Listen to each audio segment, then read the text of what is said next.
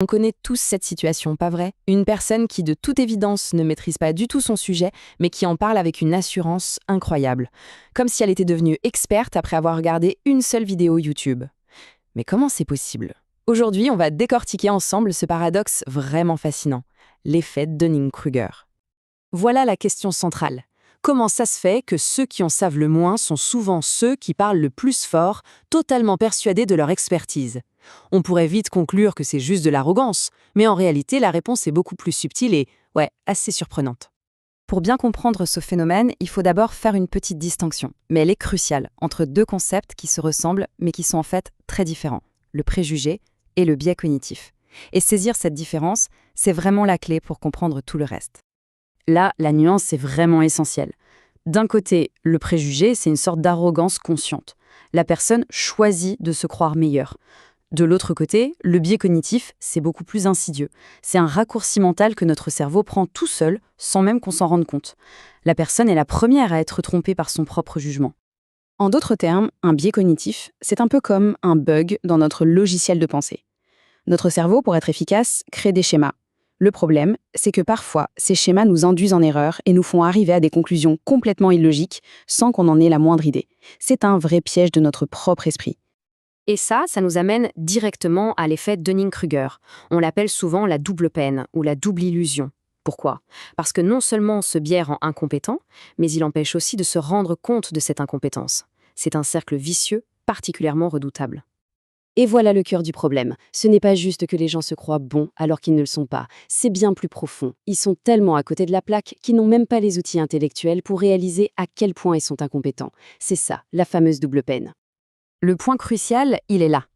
Les compétences qu'il faut pour être bon dans un domaine sont exactement les mêmes que celles qu'il faut pour évaluer sa propre performance. Du coup, si on manque de ces compétences, on est non seulement incapable de bien faire, mais pire encore, on est incapable de voir qu'on fait mal. Attention, ce n'est pas juste une idée lancée en l'air. Tout ça, c'est le résultat d'une étude très célèbre menée en 1999 par deux psychologues, David Dunning et Justin Kruger. C'est cette recherche qui a donné son nom à l'effet et qui a vraiment mis ce mécanisme en lumière. Leurs expériences ont vraiment mis le doigt sur ce paradoxe. Les personnes qui étaient les moins bonnes dans un domaine, que ce soit la logique ou la grammaire, étaient systématiquement celles qui surestimaient le plus leurs propres capacités. Elles manquent de lucidité.